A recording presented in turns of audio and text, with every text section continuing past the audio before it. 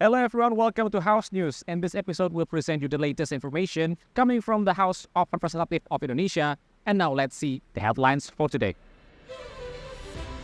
The bombing of Gaza City has killed hundreds of people and escalated the ongoing conflict between Israel and Hamas. Indonesia's prolonged dry season has created emergency status drought in many areas, forcing local authorities to provide clean water to residents. The Greek ambassador paid a recent visit to the house, marking the cooperative relationship that has been in place since 1951. The Indonesian military, including Regional Command Siliwangi, is urged to support and prioritize the security of the election process. Bullying in Indonesian schools remains a persistent issue. This has caused increasing concern about the safety of the students. Social media app TikTok is suspending its online shopping service in Indonesia to comply with new rules released by the Ministry of Trade. BPA or bisphenol A that can be found in our food and products are at levels dangerous enough to be concerned with. Let's join us on a gastronomic adventure through Pasar 26 to explore the vibrant food culture of Palembang. Durian Ucok is not just a food stall, it is a famous place in Medan where you can try the best durians around. The Indonesian Parliament calls for the war between Palestine and Israel to be stopped immediately to avoid further human casualties and the destruction of property. Vice Speaker for People's Welfare Abdul Muhaimin Iskandar expressed his concern over the ongoing conflict between Palestine and Israel, emphasizing the significant humanitarian impact and resulting in civilian casualties.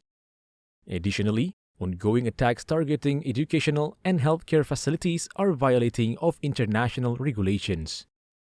Thus, Muhaimin advocates for Palestine's independence as its human rights have been violated by Israel. He also highlights the importance of avoiding any harm to civilians, particularly women and children during the conflict. Satu musibah besar dunia ini yaitu peperangan yang terjadi. Kita bisa memahami Hamas merebut kemerdekaan yang tidak pernah kunjung ada.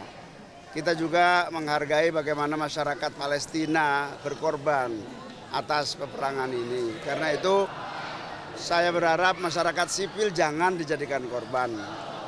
Kalau mau berperang, berperanglah sesama tentaranya. Jangan mengorbankan fasilitas kesehatan, sekolah, masyarakat sipil. Kita mengutuk semua bentuk penindasan Israel kepada Palestina. Kita juga ingin cita-cita Hamas untuk Palestina merdeka terwujud. Tapi kita juga ingin jangan mengorbankan masyarakat sipil, apalagi fasilitas kesehatan dan pendidikan. Muhaimin urges the government to immediately provide humanitarian assistance such as medicine, food, and other aid to rescue civilians who are affected. He also demands the government to continue speaking up for the independence and sovereignty of Palestine in international forums. From West Java, Bani, TVR Parlemen, report. To ensure the availability of clean water during the dry season, the Committee for Interparliamentary Cooperation of the House emphasizes the importance of technological innovation. Vice Chairperson of the Committee for Interparliamentary Cooperation of the House, Putu Supatma, explains, the scarcity of clean water is a major challenge for the government presently and in the future. Therefore, he requests the government to develop technological innovations to assist areas in Indonesia struggling with water crisis. Putu also mentions the budget support plays an important role in achieving water resources sustainability. Ada 3 hal poin penting, inovasi dalam pengelolaan air, karena memang air fresh water ini sangat terbatas sehingga harus ada inovasi teknologi merubah air limbah ataupun air laut menjadi air fresh water untuk bisa dikonsumsi. Yang kedua adalah mengenai finance, bagaimana harus ada ketersediaan anggaran untuk membuat konsep yang komprehensif sehingga water ini bisa berkesinambungan tersedia untuk masyarakat. Karena ke depan kalau kita tidak rawat, banyak danau yang kering sekarang, banyak sungai yang kering. Mungkin banyak tempat yang tidak mendapat air pada saat musim kemarau. Mungkin harus menyiapkan waduk atau bendungan, atau pada saat sungai dan danau itu harus dijaga betul. Nah, yang ketiga adalah governance, pengelolaan air yang baik. Dan ke depan yang penting adalah implementasi itu dilakukan segera untuk daerah-daerah kita yang memang dalam hal ini mengalami tantangan atau krisis air. Government is fully responsible to establish a system of water management to improve the quality of life for future generation. Helmi and Dwi, TVR Parlemen, report. The House recently received a visit of the Greek ambassador, marking an important milestone in the partnership between the two countries. During the visit, various collaborations were discussed, mainly related to economics and education. Member of the Committee for Interparliamentary Cooperation of the House, Nasim Khan, explained the discussion was mainly focused on export-import trade. Therefore, it is expected the meeting can strengthen the commitment to improving the economies and education, especially student exchange programs of both countries. Dalam bidang hal ekonomi itu termasuk dalam hal perdagangan. Nah, selama ini kita sama Yunani sudah ada kerjasama, pengiriman kopi, kelapa sawit, dan lain-lain. Dan itu kita berharap lebih maksimal, karena terus terang lebih besar turis daripada penduduknya di Yunani. Di Yunani itu kurang lebih 10 juta penduduk, tapi hampir setiap tahun dia menciptakan turis itu sekitar 30 juta. Nah, otomatis dengan turis datang dia dari beberapa negara, itu otomatis kita perdagangan kita, ekonomi kita, dengan kita mengadakan maksimalitas kerjasama hubungan ini akan bermanfaat buat kita juga, apalagi penduduk kita ini sangat besar, hampir 270 juta jiwa. Kita sudah pernah ada hubungan kerjasama, perjanjian dengan Yunani itu, dengan UGM, kalau nggak salah di bidang ekonomi, itu ya, sama pertahanan, dan itu kami tindak lanjutin agar benar-benar bisa bisa kerjasama pertukaran pelajar ya kita ya, bisa lebih maksimal dan sangat bermanfaat dengan di Yunani ataupun di Indonesia ke depan. Furthermore, Nasim stated the trade cooperation between Indonesia and Greece will be beneficial for the MSMEs, especially those engaged in the coffee, palm oil, and furniture sectors.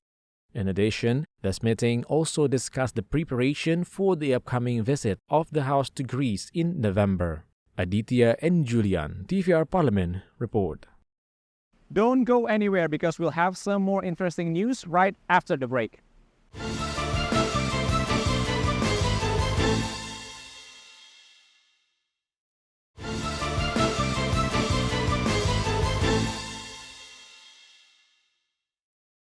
During the specific working visit to the 3rd Military Regional Command Siliwangi, Commission 1 of the House emphasizes the support from the Indonesian military in securing the elections is intended to minimize disturbance. Member of Commission 1 of the House, Dave Akbar Syahfikarno, on a working visit to the 3rd Military Regional Command or Kodam 3 Siliwangi in Bandung, West Java, remind the importance of securing conflict-prone areas to anticipate disturbance during the 2024 election. However, Dave explained there must be legal regulations regarding the participants of military personnel in supporting election security, starting from the campaign process, voting, and the counting of votes. Bahwa ada sejumlah titik yang berpotensi ada kericuhan, dan kita lihat cukup banyak titik tersebut ada di wilayah Jawa Barat. Nah, jadi sebagai tugas tanggung jawab Komisi 1, kita turun ke masing-masing kodam ya untuk melihat bagaimana kesiapan dan juga contingency plan dari para kodam untuk penggerakan masyarakat, penggerakan anggotanya untuk meminimalisir akan kericuhan ataupun juga mengenolkan potensi-potensi tersebut.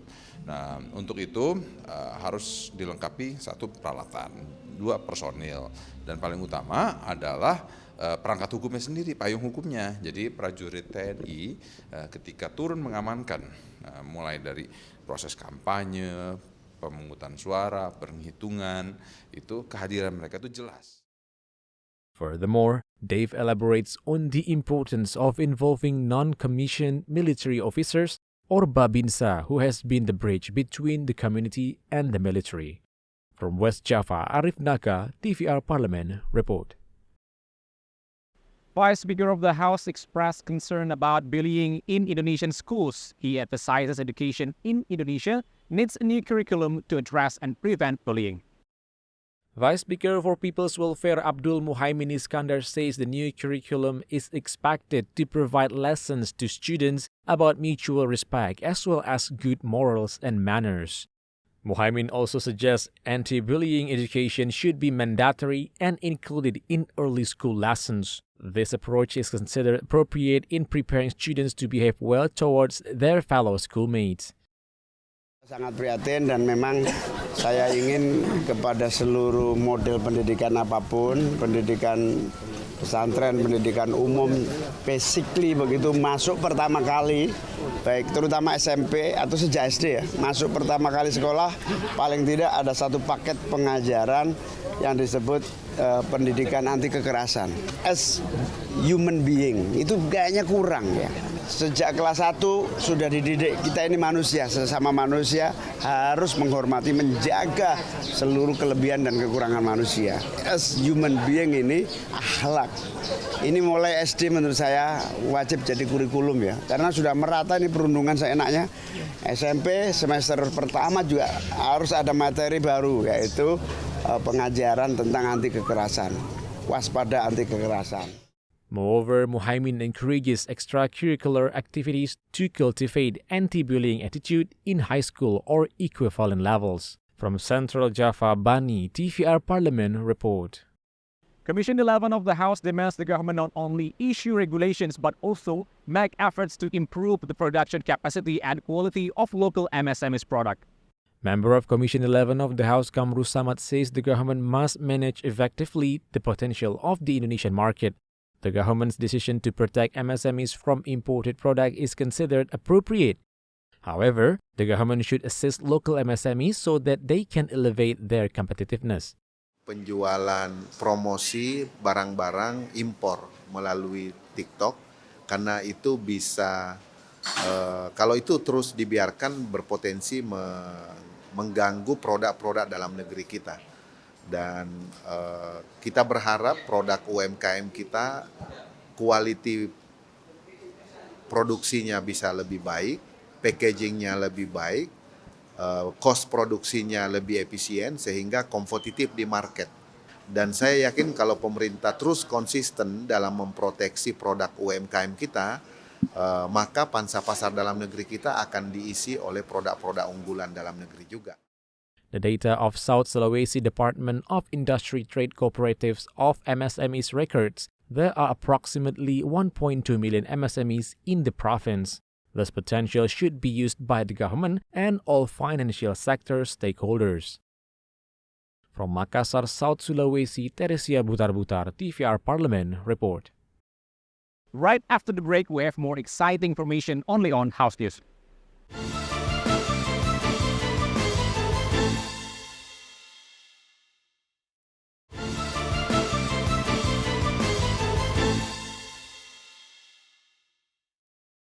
Choosing the right food containers is important for our health. We must exercise extreme caution with plastic containers due to the potential presence of BPA, which is a safety concern.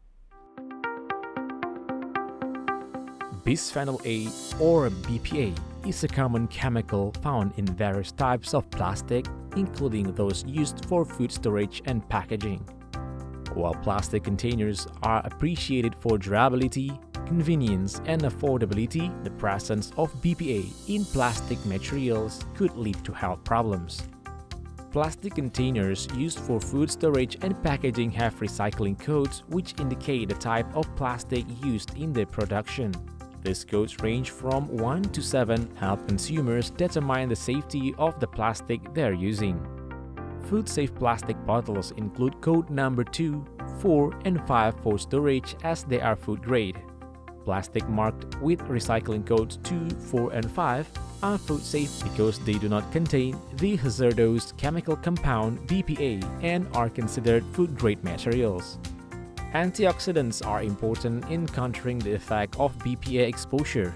They work by neutralizing harmful substances, preventing further cell damage, and reducing the impact of BPA on the body. Even though they may not directly eliminate BPA from the body, antioxidants contribute to a healthier response to BPA exposures. Antioxidants are found in a variety of foods, including soy, turmeric, watermelon, tomato, celery, olive, mushroom, grapes and spinach, as well as in many fruits and vegetables.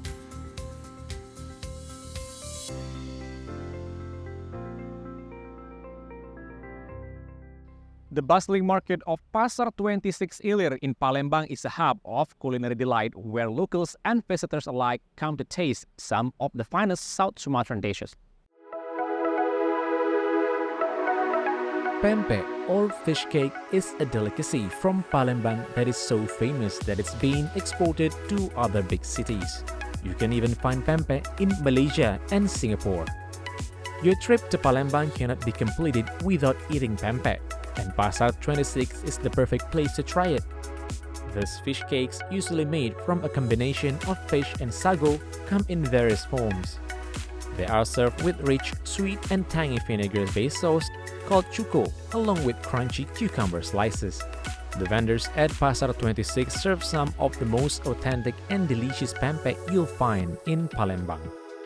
When you enter the market, you will immediately see lining counters showcasing various types of pempek such as kulit or pempek made of fish skin, and lenggang or pempek with egg. The best part is sellers sell pempek at very low prices ranging from 1 to 2,000 rupiah for small pempek and 10,000 rupiahs for bigger ones. To go to this market, you can take Transmusi, motorcycle taxi, or bicycle rickshaw, locally known as beca. This village is only a couple meters away from the office of Palembang Mayor. One special place in Medan is called Durian Ucok, and it is a must-visit for durian lovers. Durian Ucok stand out as a unique and must-visit spot, especially for those with a love for the king of fruits, durian.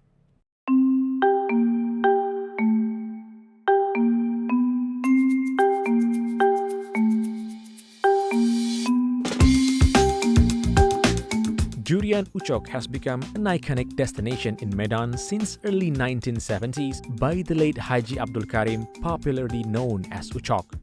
This legendary figure brought durian to a level of acclaim that is incomparable in the region. Today, his legacy lives on through the Durian Ucok, remaining a family-run business dedicated to preserving his passion for durians and sharing it with locals and visitors. Durian Ucok offers many durian varieties, each with distinct flavor, texture, and aroma. The staff at Durian Ucok are experts in the art of selecting the perfect durian.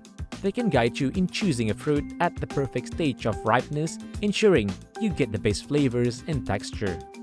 One of the hallmarks of Durian Ucok is the commitment to providing only the freshest durians. These durians are sourced directly from local farms, especially from Sidikalang area. Durian Ucok is a convenient spot in Medan that is accessible by taxi, ride-sharing apps, or even by foot if you are staying in the city center. The stall is typically open 24 hours and remains busy into the night, so it is best to arrive early to secure a good spot.